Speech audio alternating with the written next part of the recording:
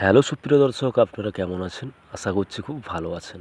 তো আজকে একটা লেটেস্ট আপডেট নিয়ে চলে এসেছি যে পিএম কিষানের ১৮তম কিস্তির টাকা আমরা সবাই পেয়ে গিয়েছিলাম।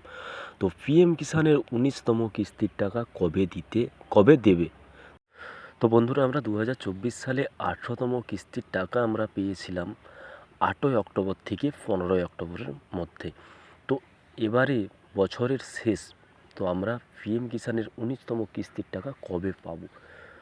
তো এটা আমরা দেখে নেব কিভাবে পাবো বা কিভাবে লিস্ট চেক করব বা কবে দেবে, ঠিক আছে?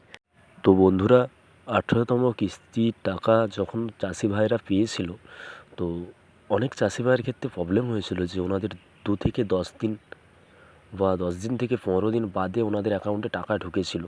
তো এবারে ১৯তম কিস্তিতে যেমন না ওই ভুলটা হয়, ওই জন্য আমি চাষি ভাইদেরকে অনুরোধ করব যে আপনারা আপনাদের বাড়ির কাছে সাইবার ক্যাফেতে যান। সাইবার ক্যাফে যেয়ে আপনি আপনার কেওয়াইসিটা ঠিক করে নিন। ঠিক করে নেওয়ার পরে আপনাকে আর আপনার ১৮তম কিস্তির মতো যে ২-১০ দিন দেরি হয়েছিল ওই জিনিসটা হবে না, ঠিক আছে? তো বন্ধুরা, আমরা দেখতে পাচ্ছি ১৮তম কিস্তি প্রকাশ করা হয়েছিল প্রধানমন্ত্রী কিষাণ যোজনার সাথে মুক্তি যোজনা। কিষাণদের এখন পর্যন্ত মোট ১৮টি কিস্তির সুবিধা পেয়েছেন।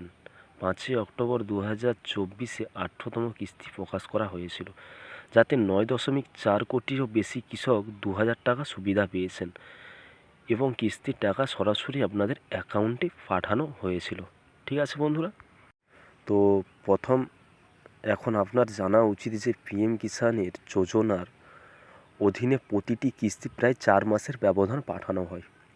অক্টোবর মাসে ১৮তম কিস্তি প্রকাশ করা হয়েছিল। সেই অনুযায়ী পরবর্তী কিস্তি অর্থাৎ ১৯তম কিস্তি জানুয়ারির ৪ মাসের মধ্যে দিতে হবে।